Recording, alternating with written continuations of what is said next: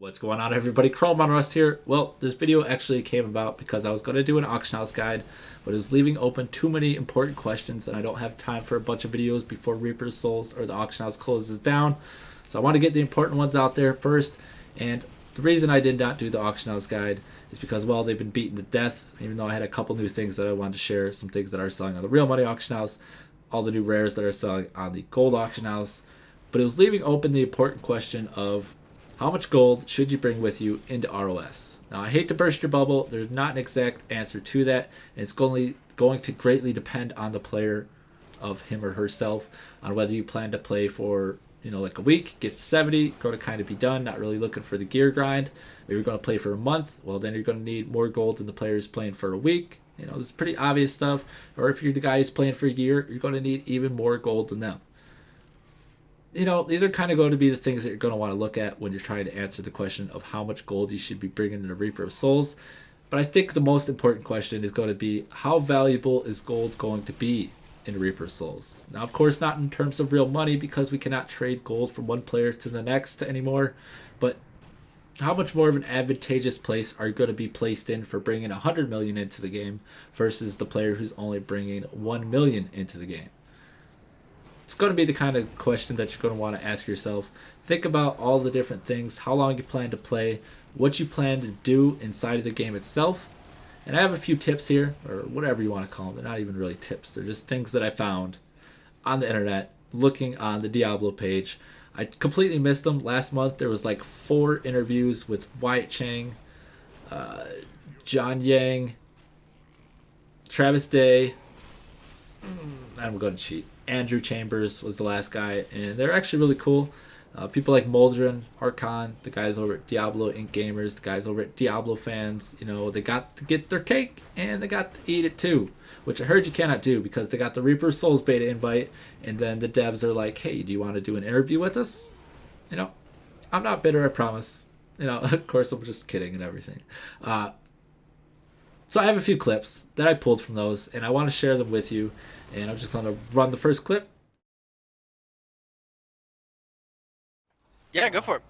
I actually, I actually hear this a lot, but I'm not sure if you're the right person to ask about gold right now. You can totally ask me. Yeah, there's a lot of talk about if gold is balanced, but I don't think I've heard any blue talk about it, about gold drops being balanced and how is it, how are the calculations going with how much gold is needed for enchanting and gem crafting and all that. Yeah, totally. I mean, the economy is something that's very important to us. It's under constant revision. I would say, we get tons of data. We have all the information from the universe, right? Like in our game, we have a lot of information, and we look at it and we talk about it regularly. So when we make changes to things like the economy or drop rates or whatever, we're not just guessing in the dark. We're making very informed decisions based on what our goals are and what the data we have shows. I think gold is probably getting closer, if not in a good place already right now. I think between Wyatt's tweaks to enchanting, Andrew's changes to crafting, etc., we have lots of things that players can spend their gold on and feel good about. We also feel pretty comfortable that the things that are meant to be kind of cost prohibitive aren't so in your face that they're going to detriment the average user at the cost of the power user.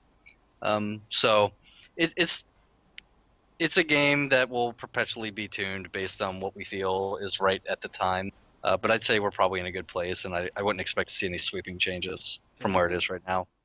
So what I gathered from the clip is that Blizzard thinks that the economy is very important. I think we all can agree it is very important. And also that they are constantly gathering data on the game, on us, finding out how much gold is dropping for us, how much we are collecting, just like Big Brother would. And then, legendaries and things like that as well.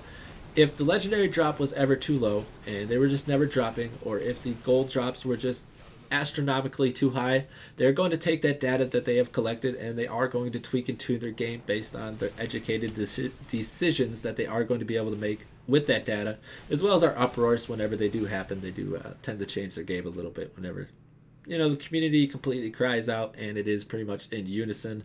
Not always, but we do tend to persuade the way that the game does work out or play out.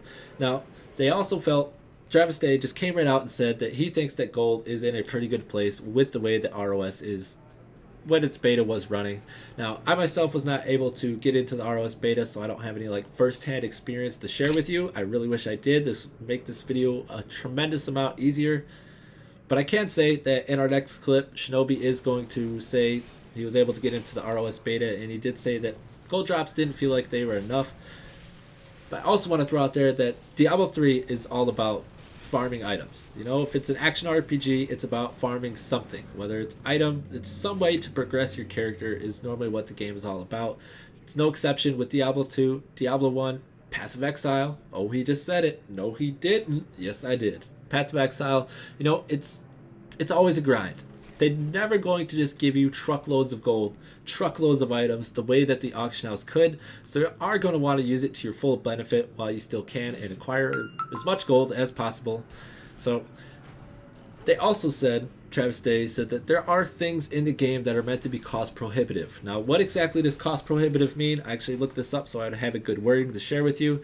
And it means that a solution is possible, and in our case, the solution is going to be acquiring endgame gear, whether it be through crafting or enchanting.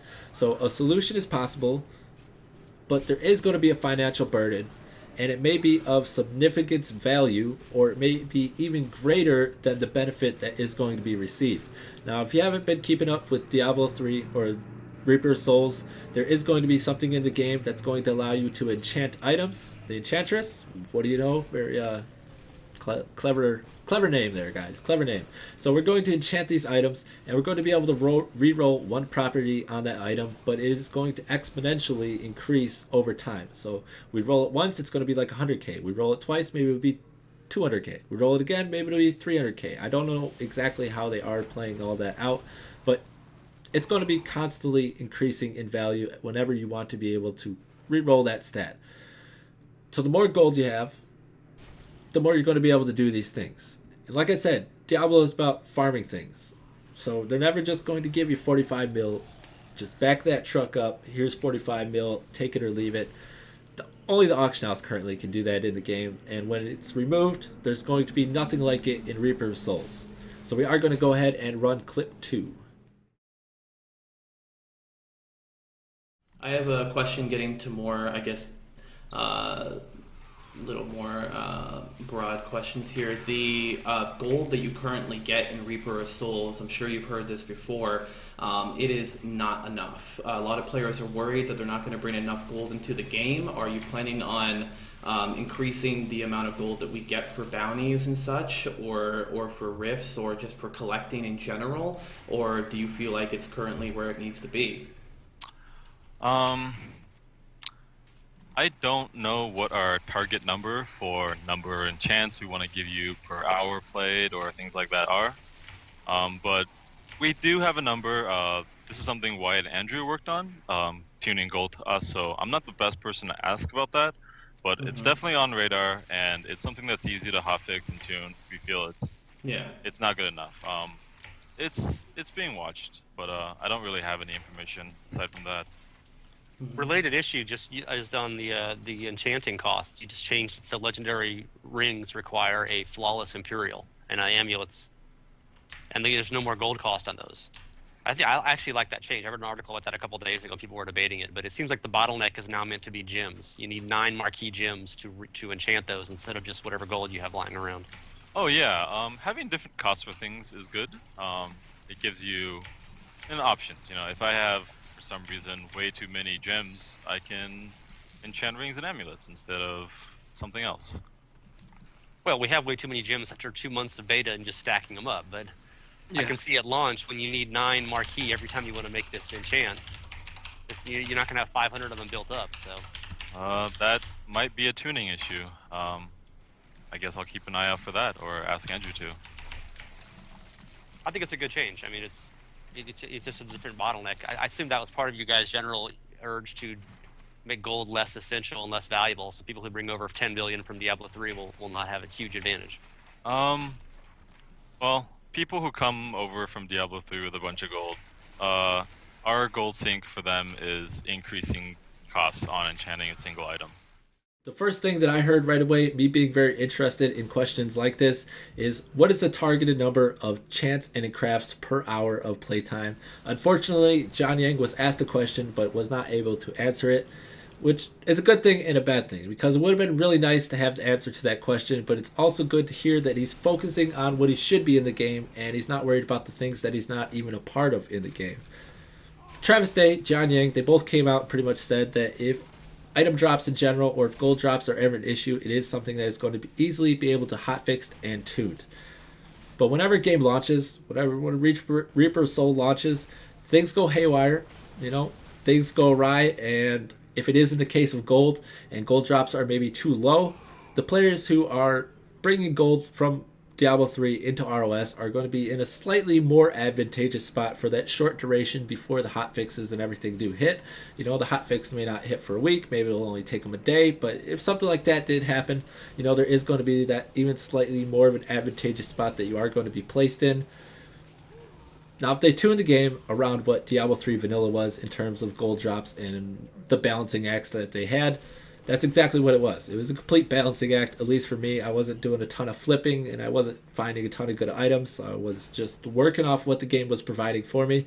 And it was constant balance between, do I want to level up my artisan? Do I want to craft this new item? Do I want to level up my gems? Do I have to spend a bunch of gold in gear repair costs? Because, there for a short duration, the cost of repairing your gear was astronomical. But, before I digress any further, one gold sync, though, I can come right out and say, because John Yang did, is one gold sync for us in ROS, if you're bringing gold from Diablo 3 into ROS, is going to be, you're going to be able to enchant more than the players that do not bring gold into ROS. So say you found a really sick item, it's perfect stats except for that one. You go to re-roll it, you re-roll it about 20 times, and you're now costing you like 20 million per roll. Well, the player who's only started with ROS is not going to be able to re-roll that item the 20th time, the 21th time, the 22nd time. That is one place that we are going to be in an advantageous spot. Now, before I end the video, the last thing is going to be, I want to throw out there that Diablo 3 received 8 major patches, a ton of hot fixes, and then after the announcement of the Reaper of Souls, it's now received 3 more major patches. So the game is ever evolving, and in one case the game has evolved now is through the new crafting materials. You're going to need to farm these items to craft the new legendary items if that's something you're going to want to do, or you're going to need to farm gems if you're going to want to roll amulets. So there is going to be additional bottlenecks other than just gold. So gold is no longer just the end-all be-all. I just kind of wanted to throw that out there. Well, that is it That is going to be it for me. I am ChromeOnRust for Core Expert Gaming. Thank you so much for stopping by the channel. I hope this video did help. Maybe give it a thumbs up and a subscribe. I don't know. But that is going to be it for me. I'm ChromeOnRust for Core Expert Gaming. Thank you all so much. I'm out of here, and you all have a great day.